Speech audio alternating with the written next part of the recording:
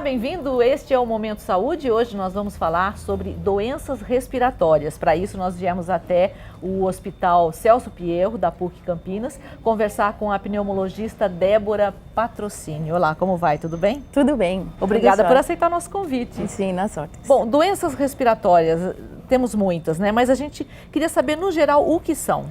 Olha, as doenças respiratórias, elas envolvem a parte de vias aéreas superiores, então nariz, garganta, e as doenças de trato inferior, que aí já constitui o pulmão. Então, existe uma gama de lesões, de doenças que podem abranger essas situações. Quais são as mais conhecidas, as mais observadas?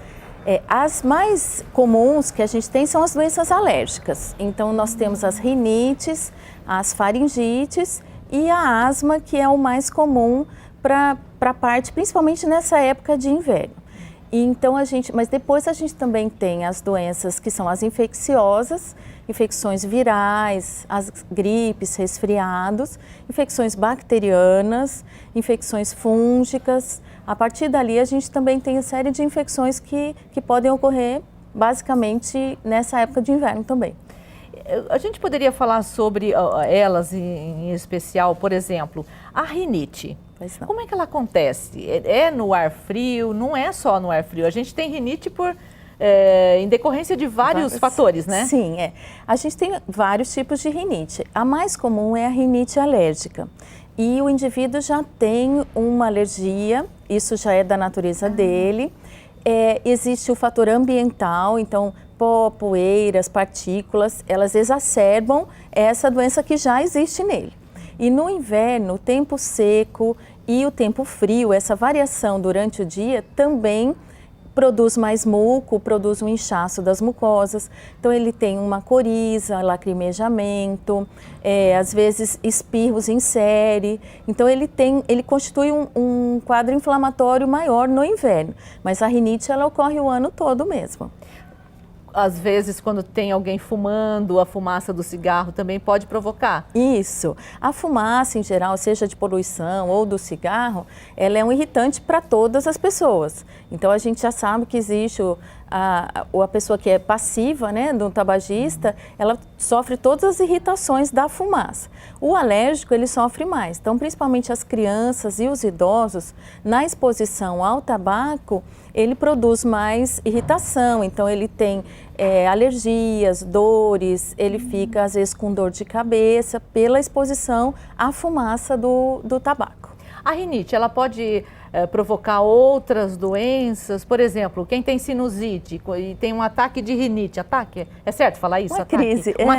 Uma crise de rinite. Ela pode provocar sinusite? Sim, acontece isso? Um dos principais fatores que decorre a sinusite é uma rinite não controlada. Então, a pessoa que já sabe que tem uma produção maior de muco, a pessoa que já sabe que tem uma alergia, principalmente essa época do ano, ela já sofre mais com a própria rinite, mas ela também tem mais facilidade de evoluir para a sinusite, que já é uma sobreposição, né? Uma sinusite pode ser viral, bacteriana, mas aí é um extra. Além da inflamação, da dor, ela tem um quadro febril, ela tem uma secreção mais espessa, purulenta, que gera um desconforto muito maior e que normalmente a gente tem que entrar com medicamentos específicos, geralmente antibióticos. Eu já vi pessoas que dizem que têm a sinusite, dizer que não pode nem usar um enfeite de cabelo. Isso é exagero? Como é que funciona? A gente tem que tentar diferenciar também a sinusite da enxaqueca. Mas a sinusite é uma doença inflamatória onde a pessoa tem muita sensibilidade à dor. Mas normalmente quando ela não está controlada. Então, vale a pena passar no médico, fazer os exames para verificar se é realmente sinusite e se eventualmente ela não tem um profilático, uma medicação que ela possa usar continuamente para que ela possa ter as atividades dela normais. Então, é uma doença crônica, né? Crônica, isso. E quais os sinais de que a pessoa deve prestar atenção para procurar um médico? Em geral, ela procura por conta do desconforto. Ela tem uma dificuldade para respiração nasal, começa a ter respiração bucal. A secreção, ela dá muito desconforto, mesmo peso nas vistas, peso embaixo das vistas e começa a ter sintomas de dor de cabeça e às vezes uma febrícula, no quadro viral uma febre mais baixa e no quadro infeccioso maior de 38. E aí ela procura o médico porque ela não suporta mesmo, é uma dor bem constante, é um quadro bem sintomático. E a pessoa pode perder trabalho, pode perder dia de trabalho, dia de escola, dia, né, na vida. E é muito desconfortável mesmo. E evolui, para quê? Então, as sinusopatias crônicas, elas, se não tratadas, elas podem produzir uma lesão mais presente nos ossos. Então, ela pode ter cistos, ela pode ter um espessamento crônico, são mais raros, é bem mais raro que a sinusite normal, mas ela pode evoluir para um quadro de uma persistência desse muco que fica mais espesso na região dos ossos da face. E aí a dor aí acaba sendo maior? Aí ela tem uma dor de cabeça contínua, ela tem um quadro... ela acha que às vezes é a vista, então ela vai no oftalmo, vê óculos e no fim é uma sinusite crônica. A rinite é uma forma de alergia que se manifesta com alguns sintomas bem clássicos, que são a obstrução do nariz, né, o nariz entupido, o nariz escorrendo, aquela aguinha clara, a coceira no nariz, o espirro, geralmente desencadeado por cheiros fortes, ou seja, fumaça, perfume, cheiro de coisa guardada, mofo. Ela pode piorar em momentos de frio, de seca, ou em alguns casos o contrário, tem gente que piora em momentos de calor, quando tem muita umidade. Então assim, o diagnóstico é basicamente a história que o paciente vai contar, então a gente vai perguntar todos esses detalhes, e o exame físico. O paciente vem, a gente examina o nariz, examina a boca, olha o ouvido também. Conforme for os sinais que apresenta, a gente faz o diagnóstico da alergia. A sinusite, ela já é caracterizada por uma infecção, ou seja, tem que ter presença de bactéria ou vírus no catarro que vai ficar preso lá dentro dos seios da face. Então, assim, o diagnóstico da sinusite também depende da história clínica. O paciente já vai vir falando que tem dor na região do nariz, na região aqui da parte frontal, né, da testa, pode ter catarro saindo pelo nariz ou escorrendo lá pela garganta, e muitas vezes ele está associado com febre e mal-estar. Então, se for necessário, a gente pode complementar a investigação com uma tomografia computadorizada, né, dos seios da face, que é o exame mais específico para a gente diagnosticar uma sinusite, mas não é obrigatório. Se no exame físico e na história a gente considerar que é uma sinusite, o médico está autorizado a fazer o tratamento clínico. Conforme for a evolução, melhora ou demora para melhorar, aí sim a gente parte para os exames complementares, que no caso tomografia ou a nasofibroscopia, que é um outro exame que a gente também usa no diagnóstico em otorrino, que é a introdução por dentro do nariz de uma câmerazinha, que aí você vai olhando na tela para ver como estão as estruturas anatômicas, se tem presença de catarro, né, de secreção purulenta, ou outras alterações que podem levar também a sinusites de repetição. No consultório, é importante a gente sempre considerar a história clínica e o exame físico do paciente. Nunca comparar com, foi feito assim para o meu vizinho, para mim vai ser assim também. Não, cada pessoa é de um jeito, então para cada pessoa existe a avaliação e a consideração das queixas. Mas de qualquer maneira, quando a gente não sabe, é mais uma dica, né? Quando a gente não sabe o que o melhor é procurar um clínico geral. Sim, um rastreamento, né? O clínico é muito importante porque ele consegue fazer exames gerais e direcionar se for o caso. Mas às vezes é uma enxaqueca, às vezes é alguma alteração cerebral, ele tem como diferenciar isso, dar um tratamento e eventualmente encaminhar. Doutora, a gente vai fazer um intervalo e voltamos para continuar falando sobre doenças respiratórias.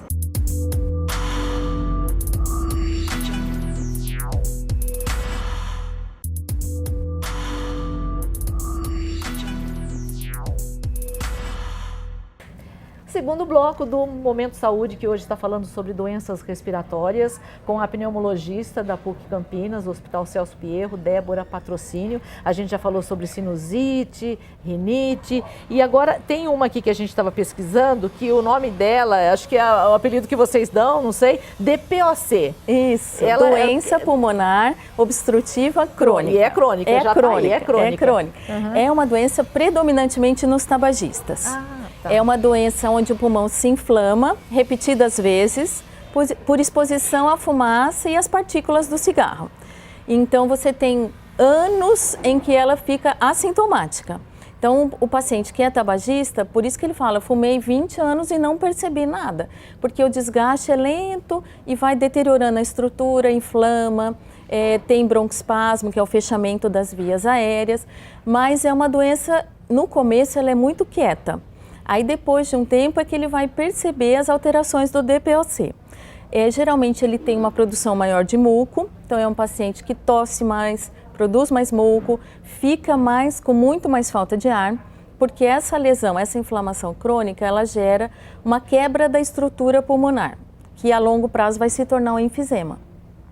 Então a gente tem um processo de inflama, desinflama, geração de muco mais abundante que o normal, e esses pacientes também estão mais expostos à infecção secundária. Então a gente tem eventualmente pneumonias, quadros infecciosos pulmonares, e a longo prazo a gente já tem os sintomas contínuos. Então, mesmo ele parando de fumar, eventualmente ele vai ter a consequência do dano gerado nesse período que ele fumou. Então a gente sabe que existe dano sempre contínuo e sempre é hora de parar de fumar.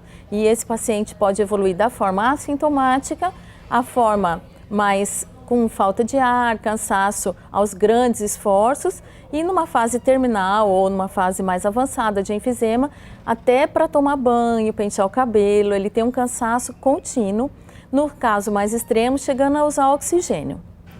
E parar de fumar, não importa se para hoje, se para amanhã, o dano já está feito ou não? Então, o dano pulmonar é proporcional ao número de anos que a pessoa fumou e à quantidade de cigarro que a pessoa fumou. A gente sabe que o cigarro de papel é o mais comum, então a gente usa ele como referência, tá? É uma falsa ilusão achar que o cigarro de palha, o cigarro de corda, eles, por serem naturais, eles são mais leves para o pulmão, é o contrário. Eles têm menos processamento, então eles agridem muito mais.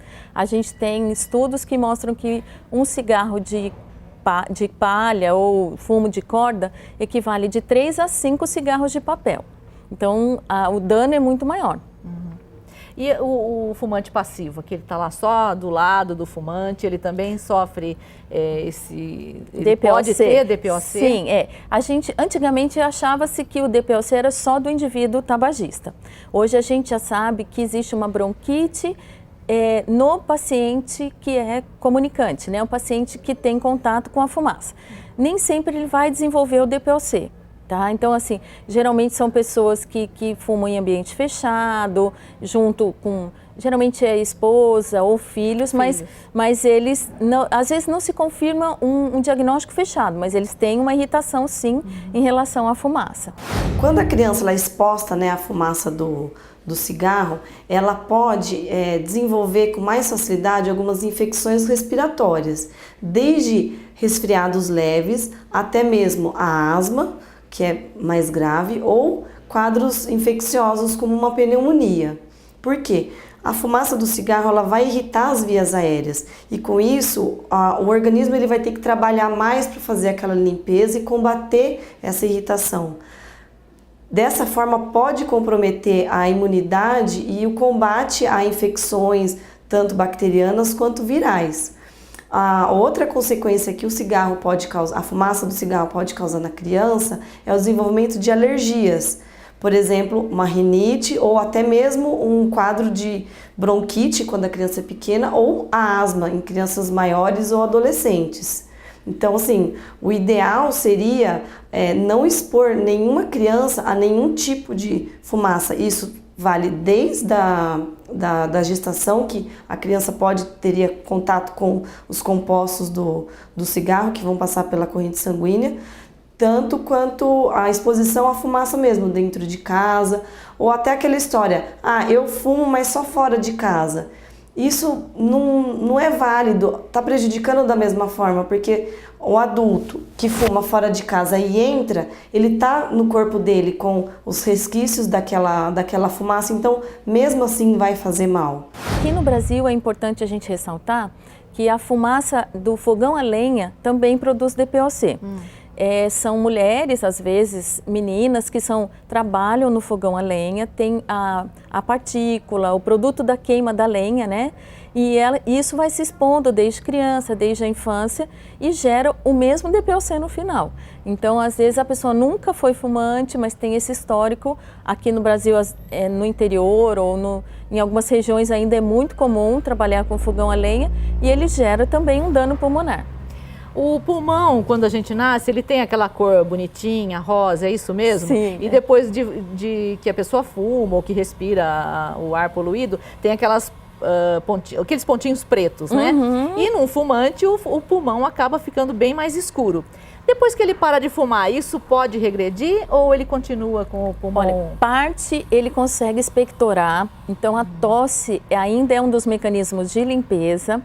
E você remove um pouco, tanto é que algumas pessoas, quando param de fumar, falam que veio uma secreção com algumas manchinhas marrons ou pretas com a tosse. Então, parte disso é passível de remoção, mas tem muito do desgaste que não reverte, não. Aquele que a gente vê, aquele pulmão totalmente preto, aquilo também é um pouquinho extremo, tá? Normalmente é intermediário entre uma fase e outra. O que preocupa mais em relação às doenças é o enfisema, que não é nem o escuro, são as bolhas dentro do pulmão. E aí gera muito mais falta de ar, gera cansaço até por mínimos esforços. Bom, chegou a hora da gente fazer mais um intervalo, voltamos já já.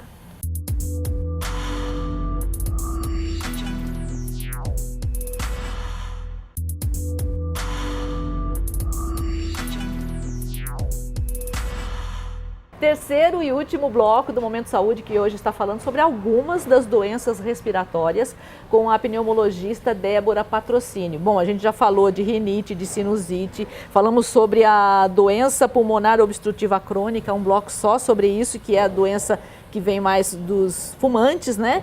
E a gente queria falar agora sobre gripe, resfriado, toma vacina, não toma vacina, como é que é?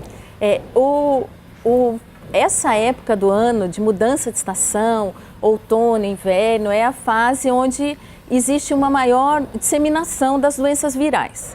Lembrar que o resfriado também é uma doença muito comum, que pode eventualmente acometer crianças, idosos e gera um desconforto, mas não atinge uma febre alta, não dá tanta dor no corpo. E é muito comum em crianças que estão em escolinhas, em creches, porque a disseminação é pelo ar, então a disseminação é muito rápida. A gripe, comparando com o resfriado, é mais intensa. Então a pessoa já tem uma febre um pouquinho mais alta, 38 e pouquinho, já dá muita dor no corpo, dor de cabeça, as articulações podem se inflamar. Então a gripe, ela exige uma atenção maior, principalmente então nos indivíduos que têm algum comprometimento de base. Pacientes com DPOC, renais crônicos, pacientes que tratam de alguma doença do fígado, qualquer pessoa que cardiopatas, hipertensos, tem que se preocupar mais com a gripe. Então é nessa hora que a gente faz a indicação das vacinas, porque as vacinas, na verdade, elas não excluem que a pessoa vá ter resfriados ou gripe. A pessoa tem uma falsa ilusão de que ela nunca mais vai ter gripe. Não. Ela minimiza os efeitos secundários. Então, ela nesses pacientes que têm as comorbidades, que a gente chama, ela evita eventualmente a pneumonia, ela evita uma internação, ela tem o sentido de evitar formas mais graves de infecção sobreposta. Então, assim, não é porque a pessoa tomou vacina, tanto é que ela tem que tomar todo ano, para que haja uma proteção contra as formas mais graves.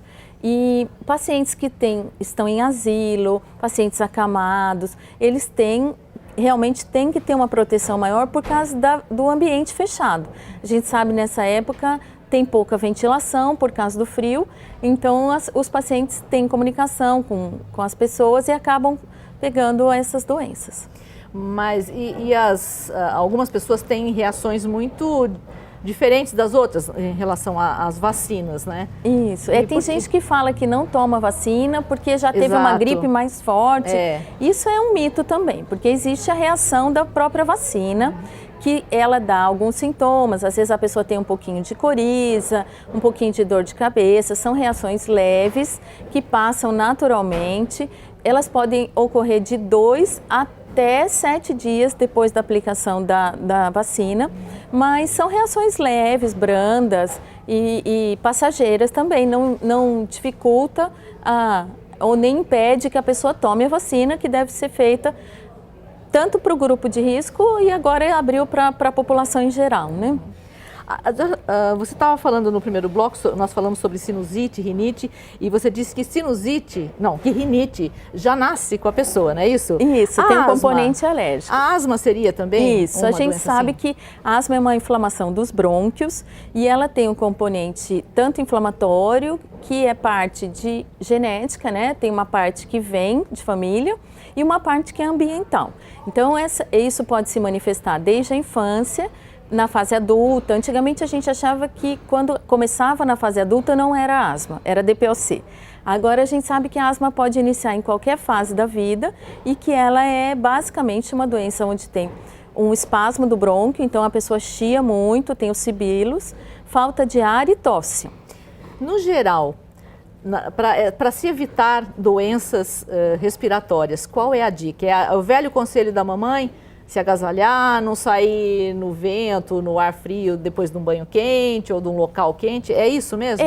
Na verdade, as doenças de outono e inverno, elas causam mais preocupação nas pessoas que têm menor de 2, nas crianças, né, menores de 2 anos, nos idosos maiores de 60 e naqueles pacientes que já têm alguma doença. Então, as resfriados, gripes podem acontecer sempre. A gente tem que lembrar que os cuidados sempre são importantes e que as pessoas alérgicas são muito mais suscetíveis. Então, se ela já tem uma rinite, se ela tem predisposição à asma, sempre se proteger mais. A hidratação é importante, principalmente nas pessoas de idade, porque a secreção fica mais adesiva. Então, se você não repuser a hidratação, você vai ter um muco mais adesivo que facilita a infecção oportunista. Então, sempre lembrar de hidratar bem os idosos, chá, sopa, suco de fruta, a própria água, mas sempre lembrar, porque às vezes eles não pedem. E crianças pequenas também, lembrar de reidratar bastante, para que a secreção não fique tão adesiva. Essas precauções, elas devem ser tomadas normalmente, mas também não vai excluir quadros inflamatórios virais. Sim. Mas os alérgicos têm que redobrar o cuidado. Doutora, daria para conversar muito mais, eu sei, mas o nosso tempo já acabou. Quero agradecer demais você ter recebido a nossa equipe aqui, viu? As ordens. Nós vamos encerrando por aqui o Momento Saúde, que falou sobre doenças respiratórias. Conversamos com a pneumologista do Hospital Celso Pierro, da PUC Campinas, Débora Patrocínio. Muito obrigado por ter ficado com a gente. Até o próximo.